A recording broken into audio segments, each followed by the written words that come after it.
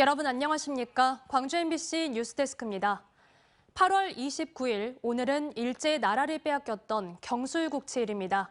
오늘 더 화가 나는 사람들이 있는데요. 바로 일제 강제동원 피해자들입니다. 일제 전범기업들을 상대로 낸 손해배상 소송에 대해 대법원이 4년 넘게 판결을 내리지 않고 있는데요.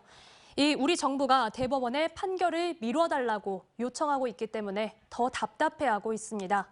이 최종 판결을 기다리고 있는 사이 피해 당사자 중 절반 이상이 이미 세상을 떠났습니다. 임지은 기자의 보도입니다. 올해 92살의 일제강제동원 피해자 김정주 할머니가 쇠약해진 몸을 이끌고 언론 앞에 섰습니다. 중학교를 보내주겠다는 말과 미쓰비시 공장으로 끌려갔던 언니를 만나게 해주겠다는 말에 속아 일본으로 넘어갔다가 후지코시 공장에 강제 동원된 김할머니는 마음의 짐을 덜지 못하고 있습니다. 2013년 후지코시를 상대로 손배소송에 나섰지만 항소심 이후 대법원이 4년 넘게 최종 판결을 내리지 않고 있기 때문입니다. 죽자 살자 하고 정말로 몇십 년을 댕기고 했습니다만 아무 결과도 보지도 못하고 일본한테서 사죄도 못 받고.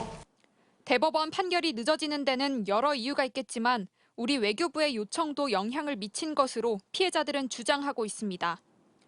외교부가 지난해 7월 자산 매각과 관련해 외교적 노력을 기울이고 있다며 재판 절차를 미뤄달라는 취지로 대법원에 의견서를 제출했기 때문입니다. 항소기각 판결에 대해 대법원이 4년 또는 5년을 넘기면서까지 지연시키는 이유가 과연 무엇입니까? 대법원이 판결을 머뭇거리고 있는 사건은 이뿐만이 아닙니다. 확정 판결 이후에도 피해자들에게 끝까지 배상금을 지급하지 않는 전범 기업들에게 우리나라 법원은 전범 기업의 상표권과 주식 등 자산을 현금화하라는 명령을 내렸습니다.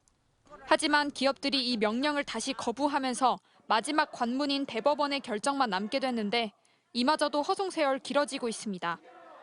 채무자가 고의로 법원의 배상 명령을 거부하고 있는 상태에서 불가피하게 강제 집행을 통해서라도 피해자의 채권을 확보하자는 것이 이 사건의 처음이자 끝이다. 김할머니 사건처럼 수년째 대법원에 머물러 있는 손해배상 소송은 모두 9건.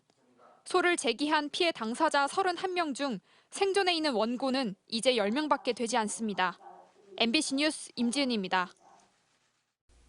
언제 어디서나 내 손 안의 뉴스. 광주 MBC 뉴스 유튜브 구독으로 함께하세요.